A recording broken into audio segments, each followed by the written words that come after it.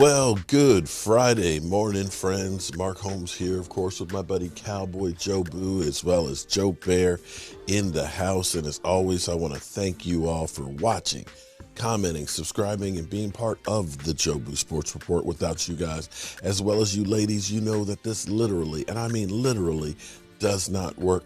Let's get open for business here, and we're going to turn the football god's lights on here. Somebody actually made a suggestion that maybe what I should do is build a little bit of a stand and have the lights up underneath of them. That's an interesting thought, and maybe something, if I had some more time, I could do, but that's probably going to have to wait till after the Hall of Fame. I have literally been swamped with so much stuff. I've got a couple of orders. There's a Tampa Bay rack. We'll get that one put together today and out. There was a winner of one of the drawings some time ago. We're going to package that up. That'll be out to you today. Hawk, you told me to just hold on to your stuff until you come down in less than 2 weeks. Hawk, it's 12 days. 12 days we will be on our, 13 days. On our way to the Pro Football Hall of Fame. I literally cannot wait. And what I'm hoping for and praying for and hoping that this isn't the usual baffle us with bullshit that we get from the Dallas Cowboys. You know, I hate to say this. I've been a lifelong Dallas Cowboy fan. And growing up with these guys, now having the pleasure, the honor of being able to see Drew Pearson going into the Hall of Fame and Jimmy Johnson and Cliff Harris joining Roger Staubach and Tony Dorsett and Tom Landry and, Ed Too Tall Jones and Mel Renfro. I am humbled, but I'm also saddened because I look back at the 25 years that we've had. Yeah, we had T.O. He's in the Hall now, for 2 seasons. DeMarcus Ware will be there and Jason Wooden will be there, but you won't see too many more. Well, Woodson will be, but he was part of the 90s. I don't see any others. It's almost going to be like a drought down there for a while for the future generations of Dallas Cowboys going in, unless something changes. 3 years ago, Charles Haley said, Jerry Jones built a house for losers. And quite frankly, if you look at AT&T is a great stadium to watch a game. I ain't gonna lie to you. I have been to a lot. I've been over half of the stadiums in the NFL. And there's nothing like going to AT&T. Unless you're looking for a home field advantage, which is the thing that we've never had. It's a party. Big screens and stuff. The clubs matching on each side of the place.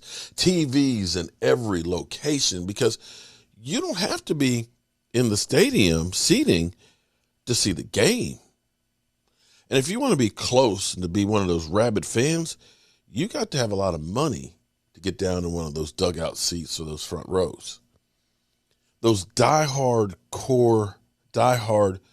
in-your-face, loud, scare the piss out of you fans like me, we're up there. And that's the sad thing about AT&T Stadium. To be as beautiful as it is, the artwork and the atmosphere and everything else, to be not an advantage for you sucks. But we have to think about what Charles Haley said. Jerry Jones built a house for losers. These guys built the Dallas Cowboys. These guys made America's team. These other guys have been living off of their reputation. It's kind of like when you have, a man that builds a great company, builds amasses a fortune. They say the next generation is the one that ends up destroying it. That's what they say. Jerry Jones said in his press conference, and I'm still going crazy over everything Jerry said, because I'm still amazed that he admitted that he screwed up with Jimmy Johnson. And if you saw the interview, the induction interview Zoom call, when I was asking Jimmy Johnson about Charles Haley, you could see the joy in his face about Charles and how big a part he was to the team. And Jerry Jones recognizes that we don't have that guy here with the Cowboys. Let's listen to what Jerry had to say about it. Charles Haley up here. You follow me? Because we got him and we started going to Super Bowl. Well, but you say, well, Charles didn't do it himself. Of course not. But he was a big, impactful player. And we took some risk, and he first to tell you, and he was an impactful player for us. Obviously, Deion Sanders helped get to some Super Bowls. I'm not talking about the very obvious, and that was the organic growth that Coach referred to of the players that we that brought with us when we first got here. I think we've got a combination right now, seriously, and I'm not making comparisons, and you can get in so much trouble doing that. But I think we've got a combination. I think Coach is right, of youth players, talent, as well as we've got some solid, talented veteran players. And when you look at our top 10, 11 paid guys, they're guys that can make major contributions to this team. We had a core base like that in those championship years that made that core base, yet we had some talented young guys come through. We're starting to look like that when you look at team makeup.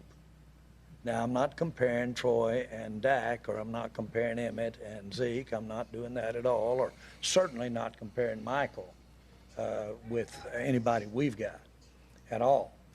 But as I started this meeting off with, Michael is a special thing. Do we dare think we could have one of those on this team that would have that kind of leadership role? We may have it. Only thing I'd add to that is, might be your quarterback. Well, that's it. I think you just hit on it. I think Dak's rare. I think obviously we stepped up, made him the highest paid player in the league for a reason. And I think he's got rare traits, leadership traits, winning traits, leadership traits. He's unique. And I think you couple that with, as Jerry said, some optimism we have with some of our pass rushers, our offensive line, Zeke, and then you pair that with the guy sitting next to me. He's obviously been to 4 championship games, won a Super Bowl. The leadership he brings to the table, I think, can make a huge difference. And then, of course, we brought in Dan Quinn, who was, real close to winning one, got his team to the Super Bowl. So, we've got people with pedigree here that I think can help us take the next step. All right, I'm going to leave it right there. The thing that I can tell you about Charles Haley is Charles Haley, I've never met anybody who was more competitive about everything. Charles was a guy who was a prankster. He was funny. He was raw.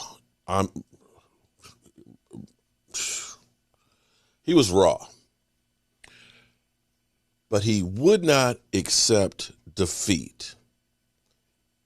When you think about George Allen saying back in the day that when you lose, a part of you inside dies, that's Charles Haley. And Charles Haley was not about to let anything die. And it didn't matter if we're talking about football or we're talking about spades. Because I'm going to tell you, you didn't want to beat Charles playing spades, because that would piss him off. He would drive you crazy, and he was about winning. And if you weren't about winning and giving 100% effort into every single thing, Charles didn't want to have shit to do with you. See, this is the thing that was missing on the Dallas Cowboys defense. Jalen Smith has talent. DeMarcus Lawrence has talent. We've had guys that can play and stuff. But the thing I've been looking for so long is that guy who can motivate you. Now, we've got a whole lot more talent than we've had. A lot more from this draft. We've got a guy who has a defensive mind and is a teacher of guys. But see, you've got to have that emotional leader, that guy that keeps a foot in your ass, a guy that will not accept anything but 100%. And you can look back to last year when your safety says nobody gives 100% on every play. If Charles Haley had been there back in the day and was on the team, Charles Haley probably would have went up on the podium right then and there and would have said, no, I'm not going to say what he would have said, but would have kicked his ass. And see, this is where I believe everything went wrong in San Francisco. In that playoff game that Steve Young had a piss-poor game and lost it, see, what you have to understand is at JMU, when Charles was there, it was the infancy of JMU football. JMU was a teachers college back in the 70s. Charles Haley was the early 80s.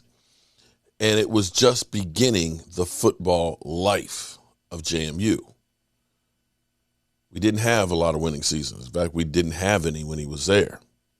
And I think once he got to San Francisco and got a taste of winning, he owned that and would not let it go and would do anything to keep that feeling and that high. And if you are not up to that standard, he's going after your ass. Yeah. Jerry's right. We need a Charles Haley. We need a dog that is going to keep a foot in the ass. Because here's the thing about Charles, and I'm kind of rambling on here and going down memory lane. Charles was so bad that you worried more about him putting a foot in your ass than the guys on the other side of the line. And that's a straight up fact. And when I've seen lackluster performances from a defense and guys just kind of jogging and going through the motions, I agree with Jerry Jones. I agree with him. He didn't do it on his own. But damn if he didn't get the rest of them to give a full go with it as well. Dallas Cowboys are off today. They had the first practice yesterday. We've got guys that are a little sore. We got a pulled hamstring here, and a couple people on the PUP list and stuff, which is to be expected because it's early in the training camp. They'll get the treatment and try and take care of them. I'll go into those injuries and stuff a little bit later on today. I actually have to go get therapy on my knee. It's been just a little over a month on it, and I got to make sure I'm in shape and ready to go when I go to the Pro Football Hall of Fame, because I'm going to be doing a lot of standing in less than 2 weeks. So with that being said, I appreciate each and every one of you guys joining in. Don't forget, tonight, 9 o'clock Eastern, we have our live stream. We'll recap everything that's going on. We'll start giving a preview and start really focusing in on the Dallas Cowboys' first preseason game coming up in, 13 days. And start thinking about the season.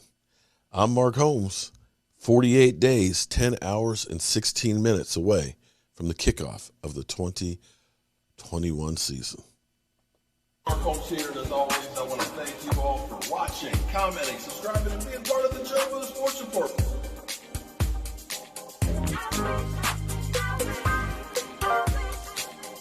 You did one hell of a job, and the only thing else I got to say is, how about them Cowboys?